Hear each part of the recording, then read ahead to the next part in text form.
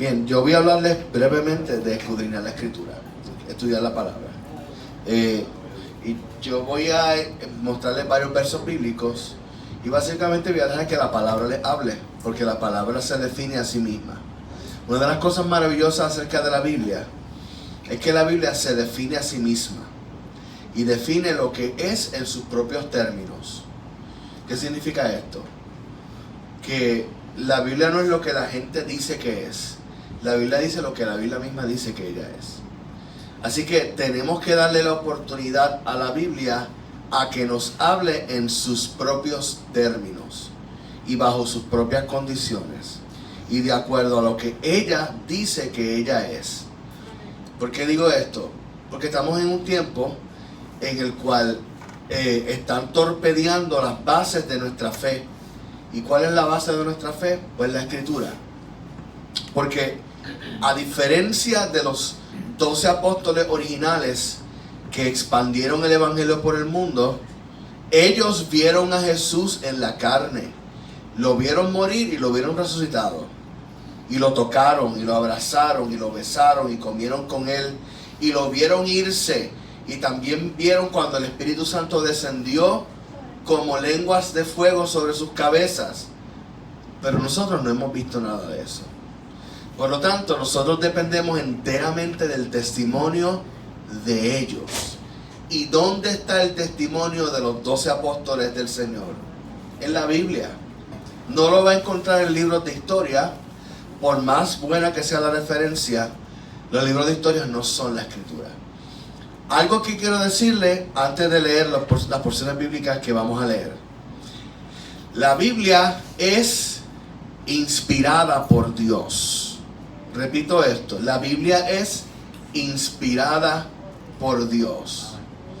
Por lo tanto, cuando alguien le venga con el cuento de ¿por qué tú crees en la Biblia si solo escribieron hombres? ¿Quién lo va a escribir? ¿Un fantasma cogió una pluma y escribió? Pues claro que fueron hombres. Pero esos hombres recibieron inspiración de parte del Espíritu Santo para escribir. Mucha gente dice, pero es que escribieron en idiomas humanos. ¿En qué idioma van a escribir? ¿En idiomas del cielo que no entendamos?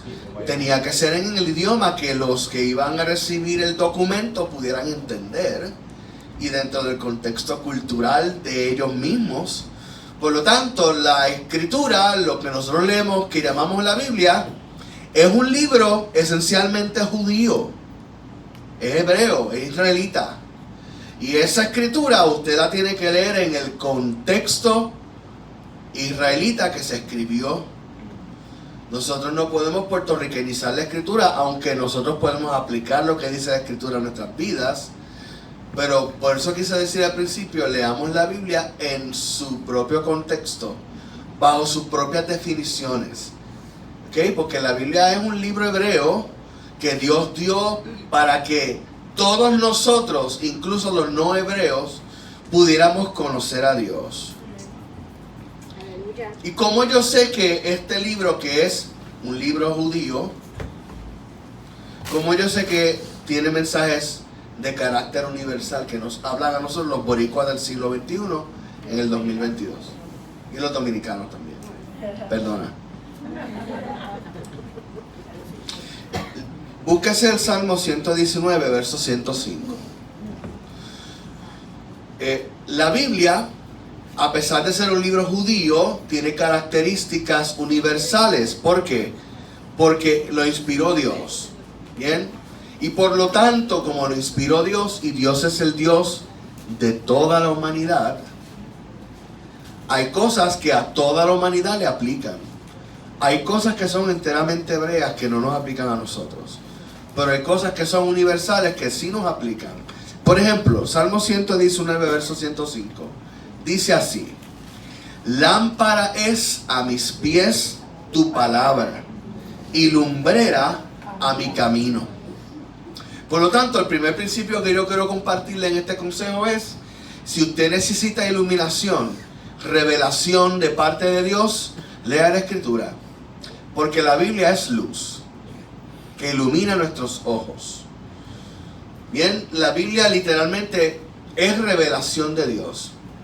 A pesar de que fue escrito en un contexto meramente humano, y fueron humanos los que lo escribieron, ese contexto que esos seres humanos comparten nos trae revelación del carácter de Dios, de la persona de Dios, del poder de Dios. De modo que, primer principio, como la Biblia es luz, si usted necesita iluminación y revelación de Dios, lea la Biblia, porque lámpara es a mis pies tu palabra y lumbrera a mi camino. Jeremías 23:29 da otro principio acerca de la Biblia, de la palabra de Dios. Jeremías 23:29. Jeremías 23:29. Quizás puede anotarlo y buscarlo después, pero si usted tiene esa capacidad de buscar la Biblia rápido, pues búsquelo rapidito. Jeremías 23:29. Dice así: no es mi palabra como fuego, dice Jehová, y como martillo que quebranta la piedra. Por lo tanto, si usted necesita que Dios rompa cadenas, quebrante malas costumbres, transforme maneras de pensar y maneras de vivir de usted, que Dios queme como la hojarasca las malas costumbres de su vida, acérquese a la palabra, porque la palabra de Dios es fuego y martillo. De modo que el principio número 2 es: la palabra de Dios nos trae libertad de nuestras cadenas. Amén. Y de nuestras malas maneras de vivir. Amén. Dios quema con su palabra la hojarasca de nuestra vida y rompe con su martillo las cadenas. Amén. Próximo principio, Hebreos 4:12, búsquelo rapidito, está en el Nuevo Testamento. Hebreos 4:12. Hebreos 4:12. Hebreos 4:12. Hebreos 4:12. Dice así: porque la palabra de Dios es viva y eficaz, y más cortante que toda espada de 2 filos, y penetra hasta partir el alma y el espíritu, las coyunturas y los tuétanos, y discierne los pensamientos y las intenciones del corazón. Esta requiere 30 segundos de explicación. Esto es un lenguaje que viene directamente de la tradición de la medicina que se practicaba en esos tiempos. Y de seguro Pablo tuvo que haber visto a Lucas, su gran amigo y compañero, utilizando el escalpelo. Entonces, no estamos hablando de cualquier tipo de cuchillo. La palabra aquí se traduce como espada, pero la traducción más eficaz sería escalpelo. La palabra de Dios es como un escalpelo. ¿Usted sabe lo que es eso? Un bisturí.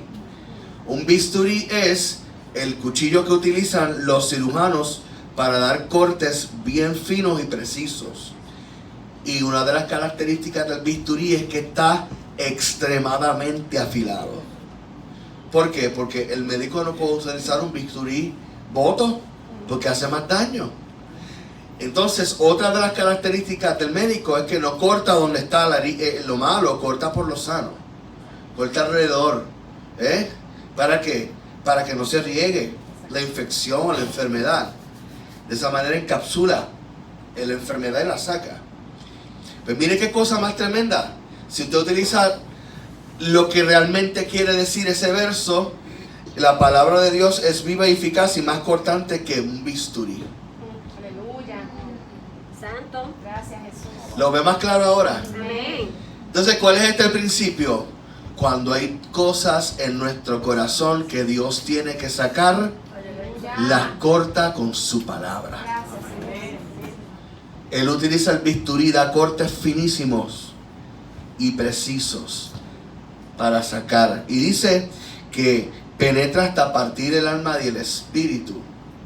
El bisturí de la palabra de Dios es capaz de cortar por esa línea casi invisible entre el alma y el espíritu y dejarnos saber si lo que nosotros pensamos, sentimos, entendemos proviene de Dios o proviene de nosotros mismos. Esa inteligencia espiritual la da la palabra de Dios. Entonces lo más tremendo es que discierne los pensamientos y las intenciones del corazón. La palabra de Dios te permite verte en el espejo a ti mismo. Así que esa espada y ese espejo, ¿por qué?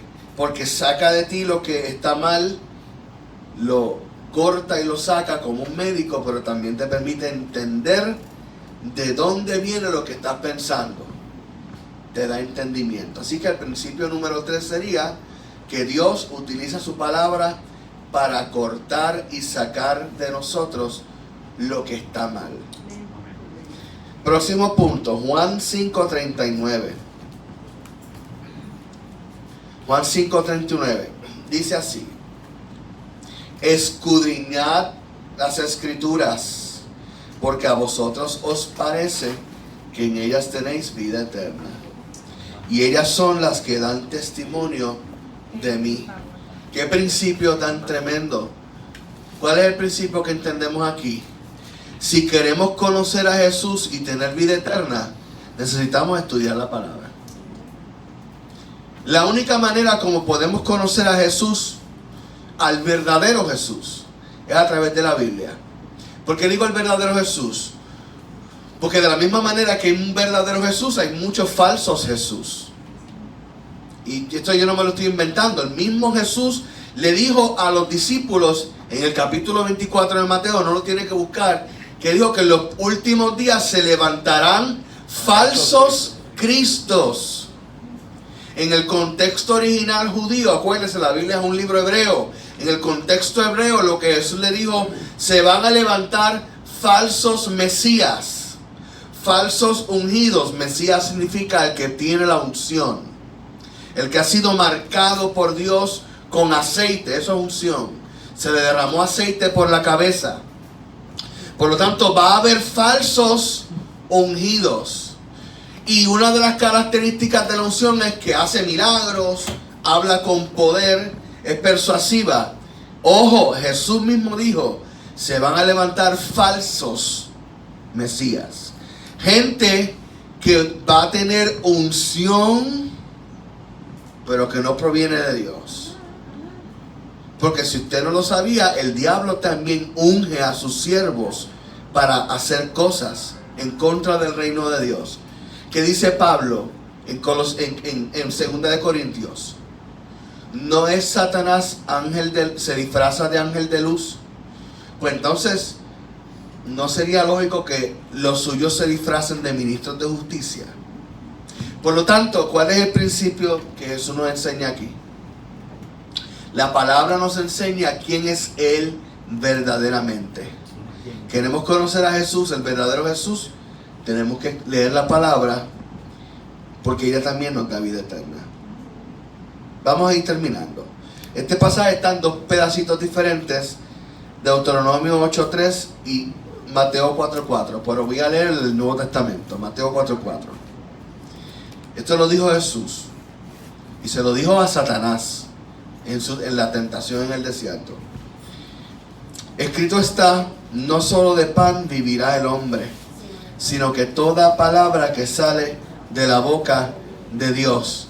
Así que el principio que aprendemos de esta porción es que la palabra de Dios, la Biblia, nos da vida, nos sustenta. Y último pasaje, Efesios 6:17. Vaya a él un momentito. Efesios 6:17. Efesios 6:17. Dice así: y tomad el yelmo, es decir, el casco de la salvación, y la espada del Espíritu, que es la palabra de Dios. Usted sabe que el diablo es nuestro enemigo, ¿verdad? Usted sabe que el diablo lo odia. Usted sabe que el diablo lo quiere destruir sin razón ninguna, simplemente porque usted es imagen de Dios. Pero ahora usted le sirve a Cristo, así que no solamente es imagen de Dios, sino que usted tiene el Espíritu Santo. El diablo lo odia aún más ahora. Usted sabe con qué usted hace pedazos al enemigo: con la palabra de Dios. Es una espada afilada de 2 filos.